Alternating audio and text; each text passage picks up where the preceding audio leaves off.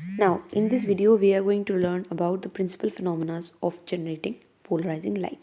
अब वो कौन कौन से phenomena ऐसे हैं जो polarizing light generate करते हैं. Before starting this video, we should learn what is polarized light and ordinary light. सबसे पहले हम स्टडी करेंगे कि ordinary light और polarized light में अंतर क्या है. तो चलिए देखते हैं. तो जो ऊपर आप देख रहे हो diagram, this is an ordinary light and नीचे ये तो देख रहे हो, this is an polarized light. So what is the difference between two? ऊपर देखिए ऑर्डिनरी लाइट जो है वो सारे डायरेक्शंस में आपके प्रोपोगेट करेगी या मूव करेगी.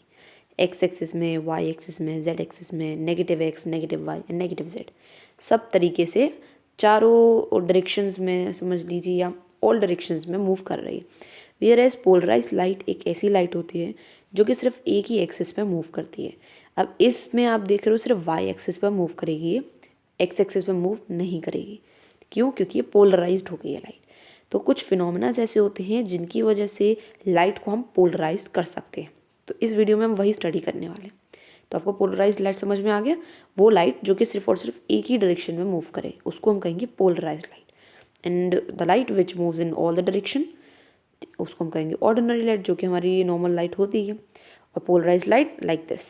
अब पोलराइज्ड लाइट आपकी ये होती है. अब देखिए आप कौन से फिनोमेना ऐसे हैं जिससे आप पोलराइज्ड लाइट बना सकते हो. सबसे पहले absorption. We all know what is absorption. Light absorb हो जाना. So in an anisotropic crystal, an anisotropic crystal means वो क्रिस्टल जो कि सेम नहीं होता throughout, it have some non uniformities. तो वो क्रिस्टल को हम एन आइसोट्रोपिक क्रिस्टल कहेंगे. द पोलराइज्ड लाइट, तो polarised ray of light are divided may be and may be differentially absorbed if one ray suffers nearly complete absorption and the other emerging light will be plain polarized. Means आपको बोल रहे हैं, मान लीजिए कि ये आपके पास एक लाइट इस दो डायरेक्शन में जा रही है और हमारे पास एब्जॉर्प्शन का जो सरफेस है वो अगर इस डायरेक्शन में हुआ कुछ इस तरीके से, तो जब वो यहाँ से जाएगा तो ये जो एक्स एक्सिस का होगा ये तो एज इट इज़ निकल जाएगा. जो बचेगी या जो लाइट आपकी एब्जॉर्व नहीं हो पाएगी वो होगी ये वाली लाइट जो आपकी वाई एक्सिस में अलोंग होगी. तो ऐसी लाइट जो आपकी नॉर्मल ऑर्डिनरी लाइट हो और आपका सरफेस कुछ इस तरीके से हो, तो एब्जॉर्प्शन किस वाली लाइट का होगा? जो एक्स एक्सिस पे होगी, क्योंकि ये खुद एक्स एक्सिस के अलोंग है. तो एक्स एक्सिस के अलोंग होने वाली लाइट एब्जॉर्ब हो जाएगी. उसकी वजह से क्या होगा? जो वाई एक्सिस पे लाइट होगी वो नॉन एब्जॉर्ब्ड रहेगी, वो एब्जॉर्ब नहीं हो पाएगी, तो वो बाहर कुछ इस तरीके से निकलेगी. और मैंने अभी बताया था वो लाइट जो कि सिर्फ एक ही डायरेक्शन में प्रोपोगेट करे, मूव करे, उसको पोलराइज्ड लाइट कहेंगे. सो इस तरीके से वो पोलराइज्ड लाइट आपको बाहर मिलेगी. तो ये था एब्जॉर्प्शन फिनोमेना जिससे आपको पोलराइज्ड लाइट मिलती है. Next, reflection. Light reflected from a smooth surface, non-metallic surfaces is partially polarized with all the vibrations. Direction parallel to reflecting surfaces. Now light reflect करती है स्मूथ और non metallic surfaces. We all know this fact. और अब क्या होगा? जब आपके पास नॉन एकदम स्मूथ सरफेस होगा या नॉन मेटालिक सरफेस होगा तो लाइट पार्शली वाइब्रेट करेगी. मीन्स जिस डायरेक्शन में, जैसे एनाइसोट्रोपिक में देखा था क्रिस्टल में ऊपर आपने, वैसे ही पार्शली क्या होगी? लाइट रिफ्लेक्ट करेगी. जो लाइट उसके एक्सिस के अलोंग होगी वो तो रिफ्लेक्ट कर जाएगी, जो एक्सिस के अलोंग नहीं होगी वो क्या हो जाएगा? उसका वो आपकी पोलराइज्ड रह जाएगी. Now the extent of polarization depends on the angle of incidence and the index of refraction of the reflecting surface. अब वो एंगल पे डिपेंड करता है. अगर वो एक्स एक्सिस के अलोंग है तो आपकी एक्स एक्सिस वाली रे जो है वो रिफ्लेक्ट हो जाएगी, बाकी जो वाई एक्सिस वाली है वो एज इट इज निकल जाएगी. बिल्कुल एग्जैक्ट केस है. सिर्फ डिफरेंस क्या है? ऊपर एब्जॉर्प्शन हो रहा था, यहाँ पर रिफ्लेक्शन हो रहा है.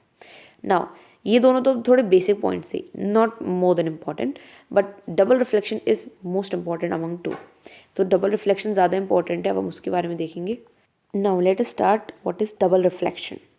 तो ये आपके पास अनपोलराइज लाइट है, मीन्स ऑर्डिनरी लाइट. ये आपको जब किसी एक मीडियम के अलॉन्ग मूव करेगी, तो मान लीजिए ये एक मीडियम है, तो जो उस डायरेक्शन में होगा उससे पास हो जाएगी, वही लाइट तो आपको मिलेगी. फॉर एन एग्जाम्पल, यहाँ पर आपके पास इतनी सारी रेज में जा रही है लाइट, ठीक है. ये खुद एक्स एक्सिस के अलॉन्ग खड़ा हुआ है. इससे कौन सी लाइट पास होगी? जो इसके ही खुद एक्सिस में हो. जब ये वाई एक्सिस में खड़ा है, तो जब ये वाई एक्सिस में खड़ा है तो ये लाइट कौन सी वाली पास करेगा, जो कि खुद वाई एक्सिस की होगी, मतलब कि सिर्फ एक ही लाइट पास करेगा, राइट। तो अदर डायरेक्शन की जो लाइट होगी वो इधर से पास नहीं हो पाएंगी, तो हमें यहाँ पर रिजल्ट में क्या वो मिलेंगी, नो। तो सिर्फ और सिर्फ हमें एक ही लाइट मिलेगी जो कि सिर्फ उसी एक्सिस पे खड़ी हो जिस एक्सिस पे वो मीडियम खड़ा हुआ है। तो इस तरीके से हमें पोलराइज लाइट मिल जाएगी इन वन डायरेक्शन। चलिए अब पढ़ते हैं। यहाँ it is the phenomena of splitting of a beam of ordinary light, that means normal light, into two rays of on passing through an isotropic medium। एक anisotropy medium से पास होने के बाद ऑर्डिनरी लाइट को दो रेज में split कर देता है। और वो कौन सी होती हैं दो rays? Ordinary light that is O ray consist of light vibrating parallel to the long diagonal. अब ओ रे जो होती है वो वैसी लाइट होगी जो आपकी क्या होगी, लॉन्ग डायगोनल के अलॉन्ग पैरेलली वाइब्रेट करेगी। ये this is a long diagonal, इसके अलॉन्ग ये वाली लाइट होगी। एंड ई रे मीन्स एक्स्ट्रा ऑर्डिनरी रे, it is the light which vibrates along the short diagonal, this is the short one diagonal. और इसके अलॉन्ग कौन सी पैरेलल होगी, ये वाली पैरेलल होगी। ओके तो ये दो रेज होंगी, रे ऑफ लाइट होंगी हमारे पास जो पैरेलल होंगी to their corresponding diagonals. So ordinary ray consist of light vibrating parallel to the long diagonal of rhombus face, means जो आपका एनाइसोट्रोपिक मीडियम है उसकी बात चल रही है। Whereas extraordinary ray that is E ray of light vibrates parallel to the short diagonal. Now both O ray and E ray travels with different velocities, दोनों ही क्या करेंगी, डिफरेंट वेलोसिटीज़ के साथ मूव करेंगी। Then ordinary ray that is O ray does not bend or get reflected when it travels through the medium, whereas the E ray is bent or reflected at an angle as it is through and travels through the medium। means देखिए समझिए इसको, ये आपके पास rhombus phase या anisotropic medium, ये आपके पास this one is O ray and this one is E रे, ठीक है। ये आपके पास ई रे हो जाएगी एंड ये ओ रे हो जाएगी। अब हमने बोला था कि ओ रे जो है वो पास कर जाएगी, ठीक है, ओ रे जो है वो बेंड कर जाएगी इसके अलॉन्ग, जिसके जो रोम्बस फेस के अलॉन्ग, तो पास होके हमें क्या मिलेगा, नॉर्मल ई रे मिलेगा, राइट। जो ओ रे होगी वो बेंड नहीं करेगी तो वो पास नहीं हो पाएगी, तो हमें रिजल्ट में ओ रे जो है वो नहीं मिलेगी। जो आपको मिली वो कौन सी रे मिली है, ई रे मिली। सो ये एक्सप्लेनेशन है इस वाले पॉइंट का। दोबारा से पढ़ते हैं हम इसको। Both O ray and E ray travels with a different velocity. O ray does not bend or get reflected when it travels through the medium, whereas E ray is bent or reflected at an angle as it is।